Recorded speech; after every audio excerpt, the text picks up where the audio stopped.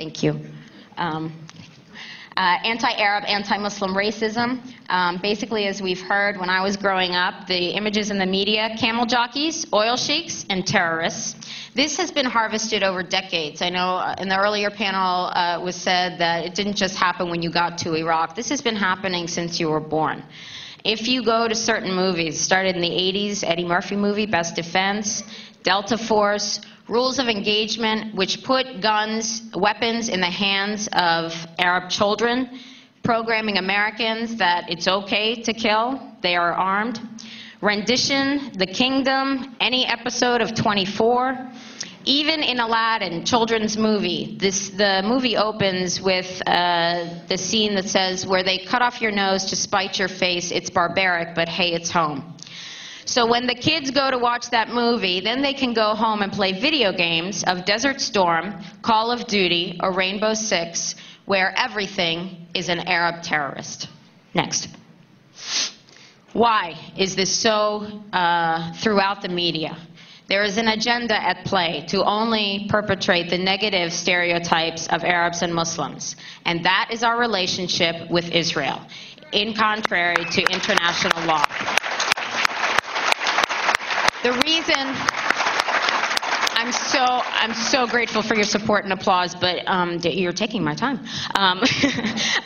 The reason that I'm bringing this up is that my job here was to put into context the racism that's happening. And we also need to put into context what's happening in Iraq. It is an extension of the 60-year occupation of Palestine. That is what's going on here. It's much bigger than 2001 or 2003. There are joint American-Israeli operations in occupied Palestine, in occupied Iraq. Ours is blind military, political, and financial support that is the only reason that the Israelis and the Israeli government can continue to do what they do. That's why Rachel's story was buried. 3 days later, shock and awe began in Iraq. It's in order, as the same as we've heard, to control the resources of Western Asia. Next slide. So just an idea of, these people have been fighting each other for thousands of years? No. Really, just since the ethnic cleansing of Palestinians happened since 1948.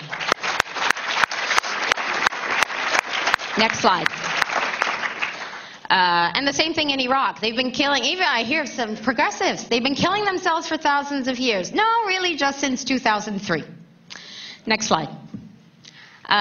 We heard testimony that crowd control that the MPs were using in Iraq, concussion grenades, projectile beanbags, rubber bullets.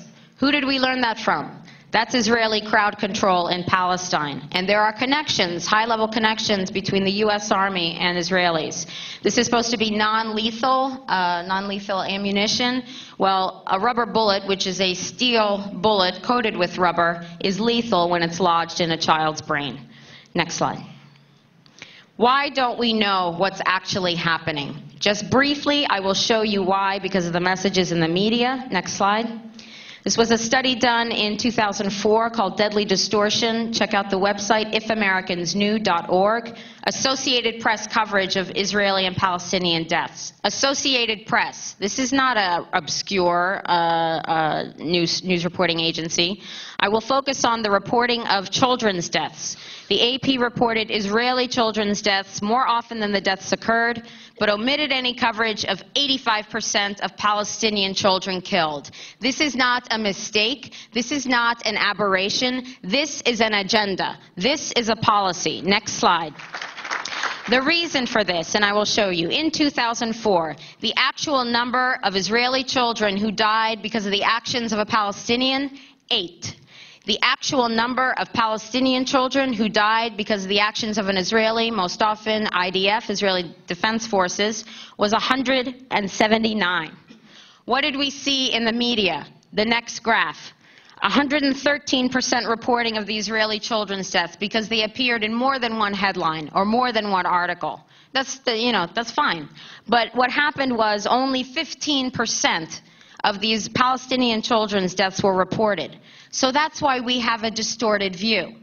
Let me be perfectly clear with my 100% Semitic background.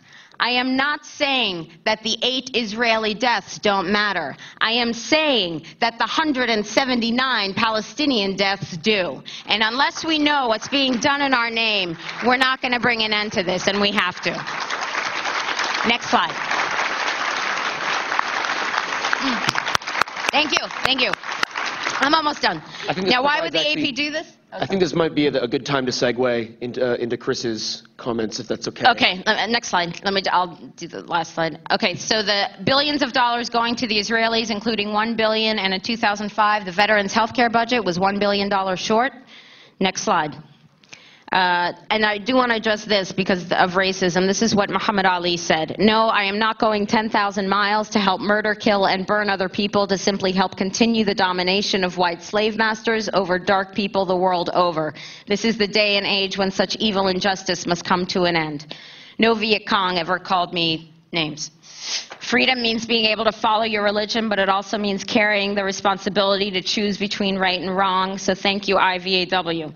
So when the time came for me to make up my mind about going in the Army, I knew people were dying in Vietnam for nothing, and I should live by what I thought was right. And now the whole world knows that. That was 40 years ago. This is today. You guys lead. We will follow. Thank you so much.